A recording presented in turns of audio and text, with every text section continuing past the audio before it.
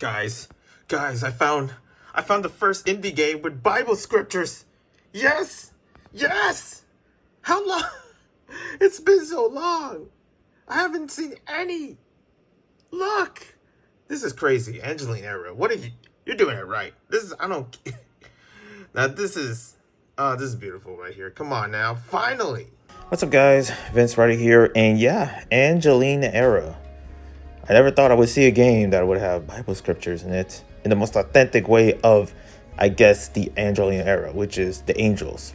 But I don't really know too deeply about this game, other than it's a PS1 style 3D non-linear RPG with a bash. It has a bump lash combat. You don't see that in any game at all, at least for me.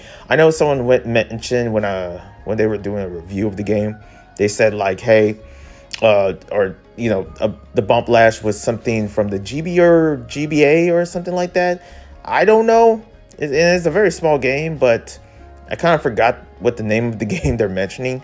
But yeah, a bump lash game. I never ever saw that before. I mean, for something like this, you would think they would add mechanics to attack and stuff like that. No, you just bump them, which is making some interesting combat decisions within the game. And also some interesting gameplay mechanics, especially when it goes into full GBA mode of just like, dodging, weaving, and attacking. True, especially when you start searching different areas. And it has that, you're searching for, different things in certain areas of the game. And it throws you into a mini game. Okay, I don't know. Like, this game itself is... There's parts of me where it's trippy and very engineering. Like, it's kind of like revolutionizing something new within, indie games itself. And pretty much this one just adds on top of it of just being, kind of like, a bump lash or combat, and could actually start a whole new amounts of genre. And for something like this, it's pretty interesting. Again, I don't know the story. I don't know, why there's monsters or why there's angels in the horizon of certain lands or cities in the game. But I do like how, you just go in and you just pretty much it takes you wherever. I feel like there's so many interesting aspects of areas around the game where you can discover. And also the characters are somewhat interesting. And yeah, I guess...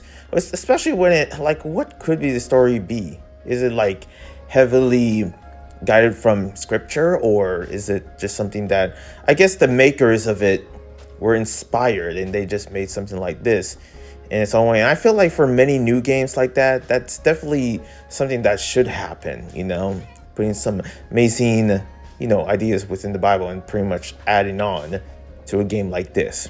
And I don't even know if the person that made this is Christian or not, but it's just good to actually have something angelic, and especially in a pile of so many other indie games where it's just demonic, and I've been seeing them. So with something like this, it's just a breath of fresh air. Yeah, man, I need water. But yeah, I'm enjoying Angeline era. Of course, these are my first impressions. I don't really use the penalty of using certain cruel criticisms within it, because there is none.